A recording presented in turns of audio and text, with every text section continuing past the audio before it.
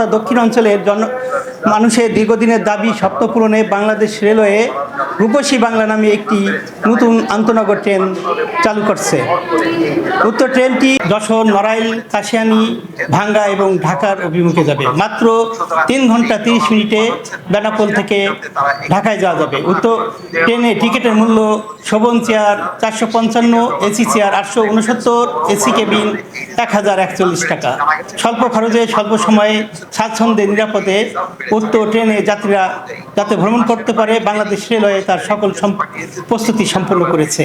আমি খুবই আনন্দিত এবং উৎসাহিত, কারণ বেনাপোলে এই প্রথমবার রূপসী বাংলা এক্সপ্রেসটি চালু হচ্ছে। বাংলাদেশের এই সর্বপ্রথম গতির ট্রেন। বেনাপোলবাসীর দীর্ঘদিনের প্রতীক্ষা ছিল, সেটা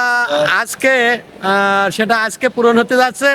এটা আমাদের খুব আনন্দঘন বিষয় আজকে, যা বেনাপোলবাসীর প্রত্যাশা ছিল।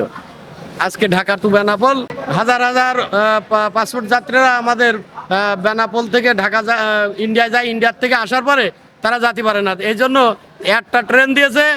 আমাদের এখানে 2টা ট্রেন হলেই ভালো হয়, তার কারণ যে যাত্রী হবে তাতে আমাদের সমাধা হবে না। এই জন্য আমাদের প্রত্যাশা 2টো ট্রেন জন্য দেয়।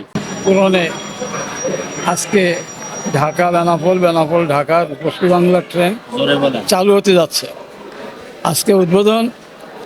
আশা করি আগামীতে আর একটা ট্রেন আমাদের এখান থেকে ঢাকা যাতায়াত করলে আমাদের সুবিধা। শুধু আমাদের মানে কি, এই যত পাসপোর্ট প্যাসেঞ্জার আছে তারা ভারতে গমনাগমন করে এই পথ দিয়ে, তাই ট্রেন সকালে একটা হলে ভালো হয়। বেনাপোল থেকে ঢাকা সকালে একটা ছাড়ুক। বাংলা অল্প টাইমে, আমরা ব্যবসার সাথে জড়িত, আমরা শর্ট টাইমে অল্প টাইমের ভিতরে ঢাকায় যাব, আবার এই ঢাকার ট্রেনে আবার এসে বাসায় ফ্যামিলির সাথে সময় দেবো। এতে অনেক আনন্দিত আমি তো নিজে অনেক আনন্দিত, আর অন্যান্য যারা তাদের তো বলার ভাষাই নেই।